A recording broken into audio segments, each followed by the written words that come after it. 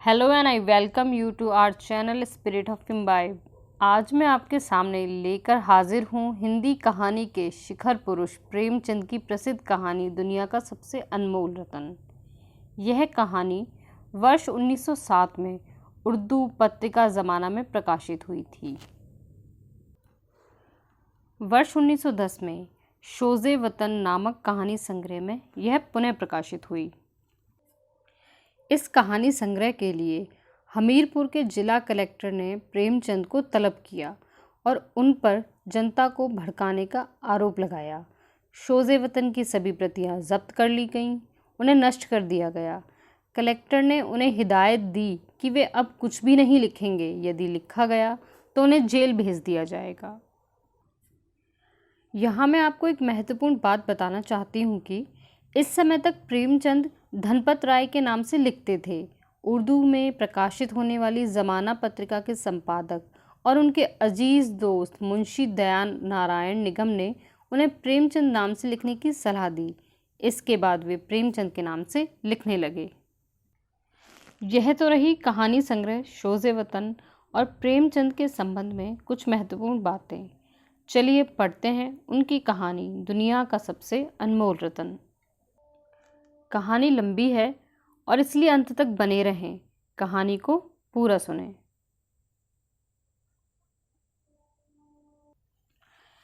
कहानी की शुरुआत होती है।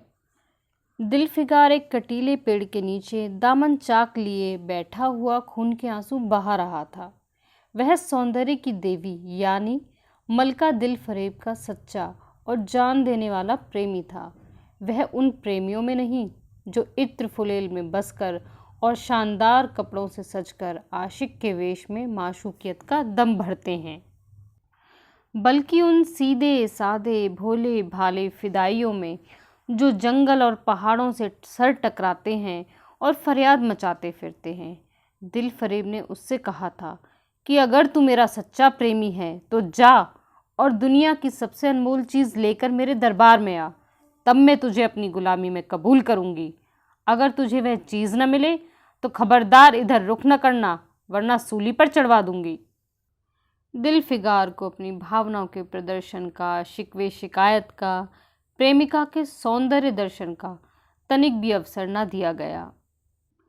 दिलफरेब ने ज्यों ही यह फैसला सुनाया, उसके चौबदारों ने गरीब दिलफिगार को धक्के देकर बाहर निकाल दिया और आज 3 दिन से यह आफत का मारा आदमी उस कटीले पेड़ के नीचे उसी भयानक मैदान में बैठा हुआ सोच रहा है कि क्या करूं?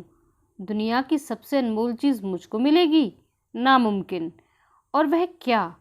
कारून का खजाना, आबे हयात, खुसरो का ताज, जामेजम, तख्ते ताउस, परवेज़ की दौलत? नहीं, यह चीज़ें हरगिज़ नहीं। दुनिया में ज़रूर इनसे भी महंगी, इनसे भी अनमोल चीज़ें मौजूद हैं, मगर वह क्या है, कैसे मिलेगी?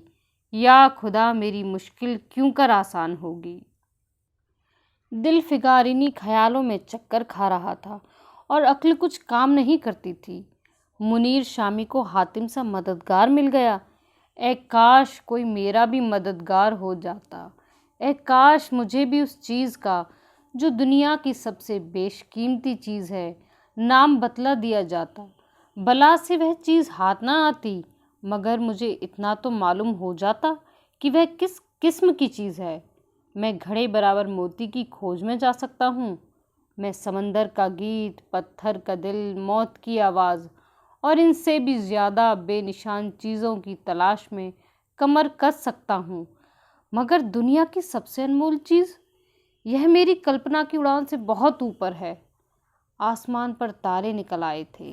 दिलफिगार यकायक खुदा का नाम लेकर उठा और एक तरफ को चल खड़ा हुआ। भूखा प्यासा, नंगे बदन, थकन से वह बरसों वीरानों और आबादियों की खाक छानता फिरा। तलवे कांटों से छलनी हो गए, शरीर में हड्डियां ही हड्डियां दिखाई देने लगीं, मगर वह चीज़ जो दुनिया की सबसे बेशकीमती चीज़ थी न मिली और न उसका कुछ निशान मिला। वह रोज़ वह भूलता भटकता एक मैदान में जा निकला, जहां हजारों लोग गोल बांधे खड़े थे। बीच में कई अमामे और चोगे वाले दड़ियल काजी अफसरी शान से बैठे हुए आपस में कुछ सलाह मशविरा कर रहे थे, और इस जमात से दूर एक सूली खड़ी थी।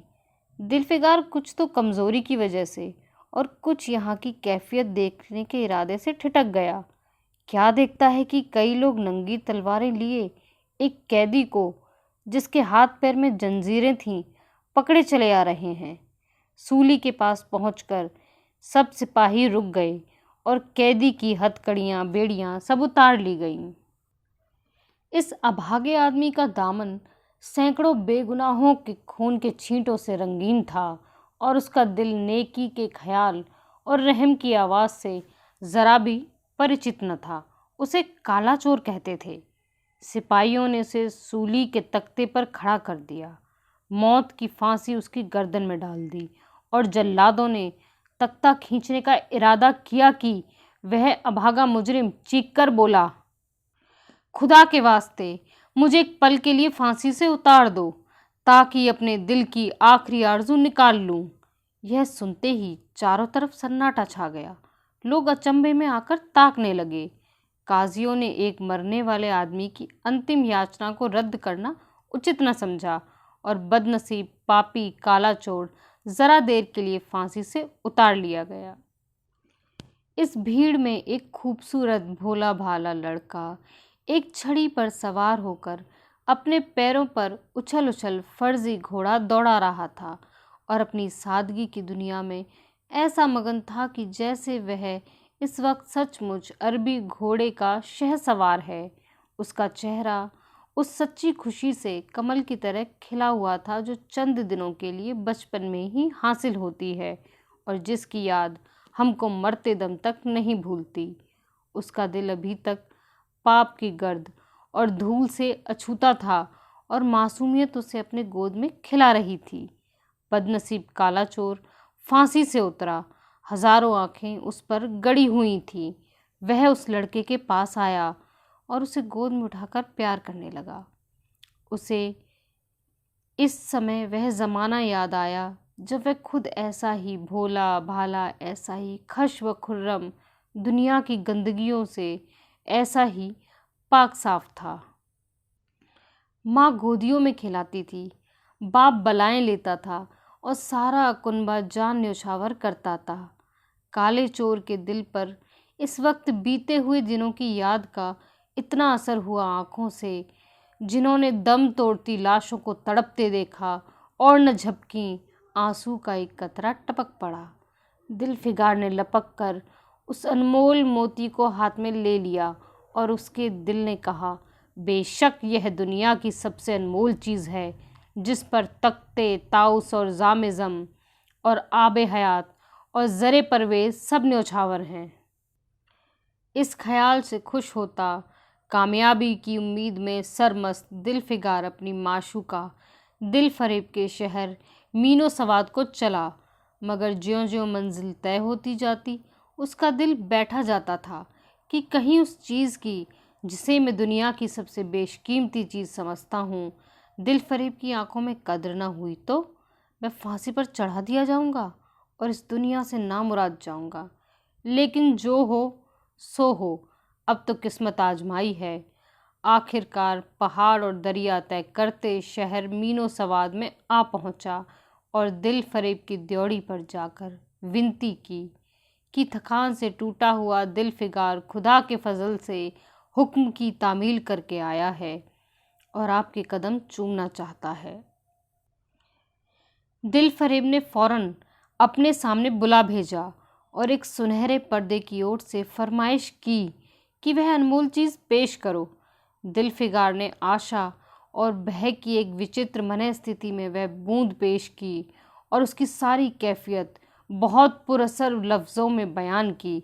दिल फरेब ने पूरी कहानी बहुत गौर से सुनी, और वह भेंट हाथ में लेकर ज़रा देर तक गौर करने के बाद बोली, दिलफिगार, तूने बेशक दुनिया की एक बेशकीमती चीज़ ढूंढ निकाली। तेरी हिम्मत और तेरी सूझबूझ की दाद देती हूँ, मगर यह दुनिया की सबसे बेशकीमती चीज़ नहीं। इसलिए तू यहाँ से जा और फिर कोशिश कर। शायद अब कि तेरे हाथ वह मोती लगे और तेरी किस्मत में मेरी गुलामी लिखी हो। जैसा कि मैंने पहले ही बतला दिया था, मैं तुझे फांसी पर चढ़वा सकती हूँ, मगर मैं तेरी जाँबख्शी करती हूँ, इसलिए कि तुझ में वे गुण मौजूद हैं जो मैं अपने प्रेमी में देखना चाहती हूँ, और यकीन है कि तू ज़रूर कभी न कभी कामयाब होगा। तू नाकाम और नामुराद दिलफिगार इस माशुकाना इनायत से ज़रा दिलेर होकर बोला, ए दिल की रानी, बड़ी मुद्दत के बाद तेरी द्योड़ी पर सजदा करना नसीब होता है। फिर खुदा जाने ऐसे दिन कब आएंगे। क्या तू अपने जान देने वाले आशिक के बुरे हाल पर तरस न खाएगी, और क्या अपने रूप की एक झलक दिखाकर इस जलते हुए दिलफिगार को आने वाली सख्तियों के झेलने की ताकत न देगी। तेरी एक मस्त निगाह के नशे से चूर होकर मैं वह कर सकता हूँ जो आज तक किसी से न बन पड़ा हो। दिलफरेब आशिक की यह चाव भरी बातें सुनकर गुस्सा हो गई और हुक्म दिया कि इस दीवाने को खड़े खड़े दरबार से निकाल दो। चौबदार ने फौरन गरीब दिलफिगार को धक्का देकर यार के कूचे से बाहर निकाल दिया। कुछ देर तो दिलफिगार अपनी निष्ठुर प्रेमिका की इस कठोरता पर आंसू बहाता रहा और फिर सोचने लगा कि कहाँ जाऊं। मुद्दतों रास्ता नापने और जंगलों में भटकने के बाद आंसू की यह बूंद मिली थी। अब ऐसी कौन सी चीज़ है जिसकी कीमत इस आबदार मोती से ज़्यादा हो। हज़रत खिज़्र, तुमने सिकंदर को आबे हयात के कुएं का रास्ता दिखाया था, क्या मेरी बाह न पकड़ोगे। सिकंदर सारी दुनिया का मालिक था, मैं तो बेघर बार मुसाफिर हूँ। तुमने कितनी ही डूबती किश्तियाँ किनारे लगाई हैं, मुझ गरीब का भी बेड़ा पार करो। ए आली मुकाम जिब्रिल, कुछ तुम ही इस नीमजान दुखी आशिक पर तरस खाओ। तुम खुदा के खास दरबारी हो, क्या मेरी मुश्किल आसान न करोगे। गरज यह है कि दिलफिगार ने बहुत फरियाद मचाई, मगर उसका हाथ पकड़ने के लिए कोई सामने न आया।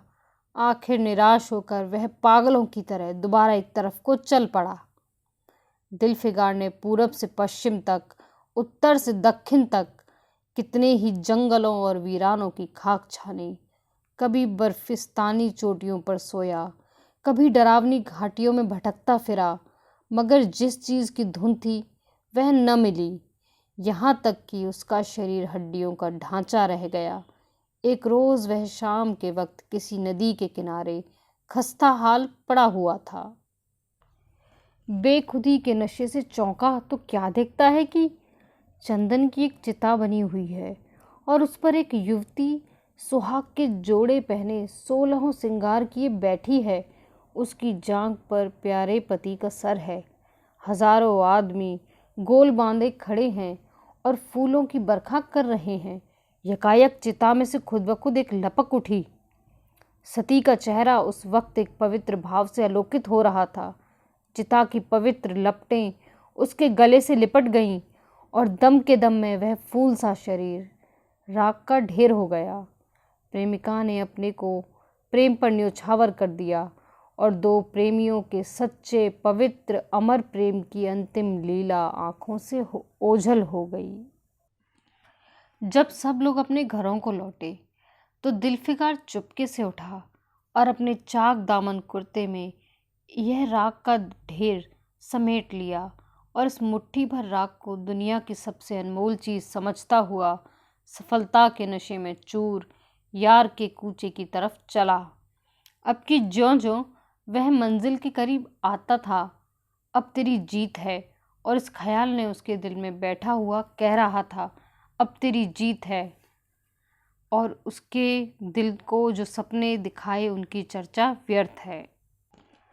आखिरकार वह शहर मीनो सवाद में दाखिल हुआ और दिलफरेब की ऊंची द्योड़ी पर जाकर खबर दी कि दिलफिगार सुर्खरू होकर लौटा है और हुजूर के सामने आना चाहता है। दिलफरेब ने जाबाज आशिक को फौरन दरबार में बुलाया और उस चीज़ के लिए जो दुनिया की सबसे बेशकीमती चीज़ थी, हाथ फैला दिया। दिलफिगार ने हिम्मत करके उसकी चांदी जैसी कलाई को चूम लिया और मुट्ठी भर राख को उसकी हथेली में रखकर सारी कैफियत दिल को पिघला देने वाले लफ्ज़ों में कह सुनाई और अपनी सुंदर प्रेमिका के होठों से अपनी किस्मत का मुबारक फैसला सुनने के लिए इंतज़ार करने लगा। दिलफरेब ने उस मुट्ठी भर राख को आँखों से लगा लिया और कुछ देर तक विचारों के सागर में डूबे रहने के बाद बोली, ए जान निछावर करने वाले आशिक दिलफिगार, बेशक यह राख जो तू लाया है, जिसमें लोहे को सोना कर देने की सिफत है, दुनिया की बहुत बेशकीमती चीज़ है और मैं सच्चे दिल से तेरी एहसानमंद हूँ कि तूने ऐसी अनमोल भेंट दी। मगर दुनिया में इससे भी ज़्यादा अनमोल कोई चीज़ है, जा उसे तलाश कर और तब मेरे पास आ। मैं तहे दिल से दुआ करती हूँ कि खुदा तुझे कामयाब करे। यह कहकर वह सुनहरे पर्दे से बाहर आई और माशूकाना अदा से अपने रूप का जलवा दिखाकर फिर नज़रों से ओझल हो गई। एक बिजली थी कि कौंधी और फिर बादलों के पर्दे में छिप गई। अभी दिलफिगार के होश हवास ठिकाने पर न आने पाए थे कि चौबदार ने मुलायमियत से उसका हाथ पकड़कर यार के कूचे से उसको निकाल दिया और तीसरी बार वह प्रेम का पुजारी निराशा के अथाह समुंदर में गोता खाने लगा। दिलफिगार का हियाब छूट गया।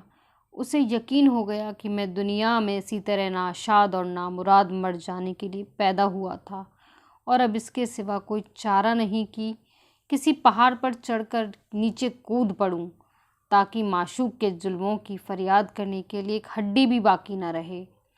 वह दीवाने की तरह उठा और गिरता पड़ता एक गगनचुंबी पहाड़ की चोटी पर जा पहुंचा। किसी और समय वह ऐसे ऊंचे पहाड़ पर चढ़ने का साहस न कर सकता था, मगर इस वक्त जान देने के जोश में उसे वह पहाड़ एक मामूली टेकरी से ज़्यादा ऊंचा न नजर आया।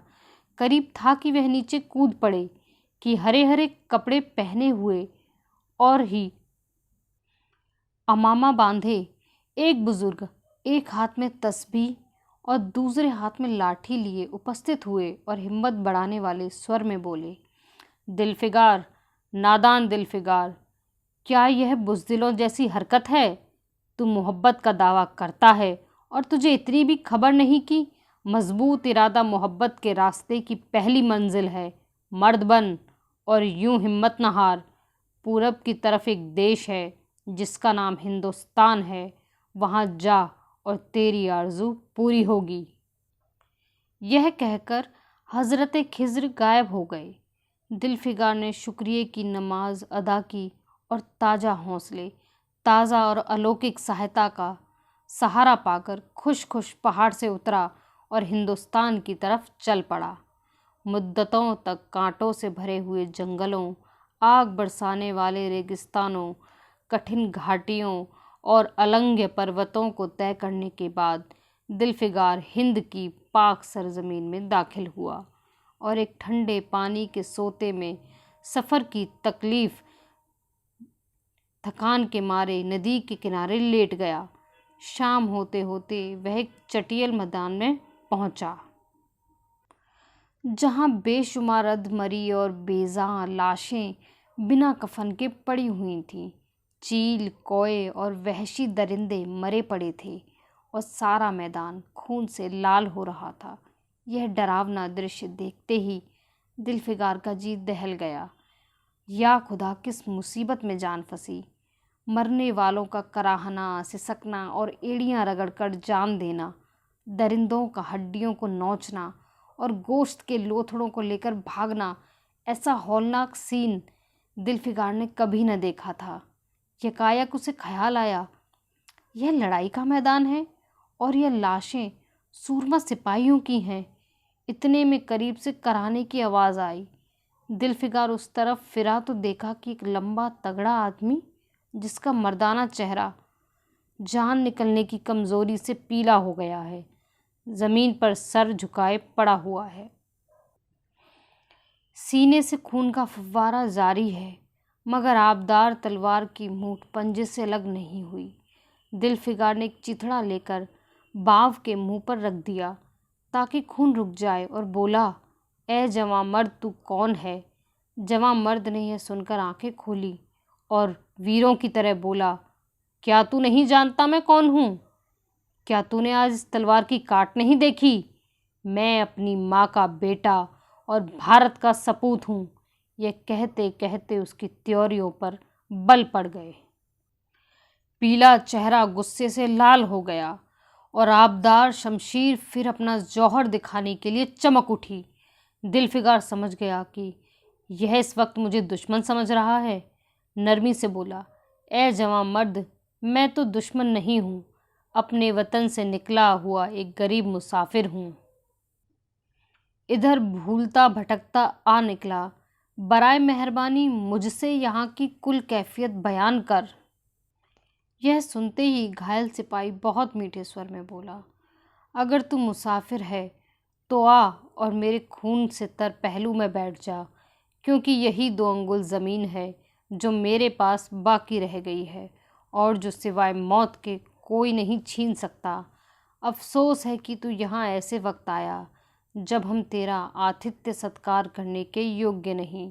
हमारे बाप दादा का देश आज हमारे हाथ से निकल गया और इस वक्त हम बेवतन हैं, मगर हमने हमलावर दुश्मन को बतला दिया कि राजपूत अपने देश के लिए कैसी बहादुरी से जान देता है। यह आसपास जो लाशें तू देख रहा है, यह उन लोगों की हैं जो इस तलवार के घाट उतरे हैं, और गो कि मैं वे बेवतन हूँ, मगर गनीमत है कि दुश्मन की ज़मीन पर मर रहा हूँ। क्या तूने यह मरहम रख दिया?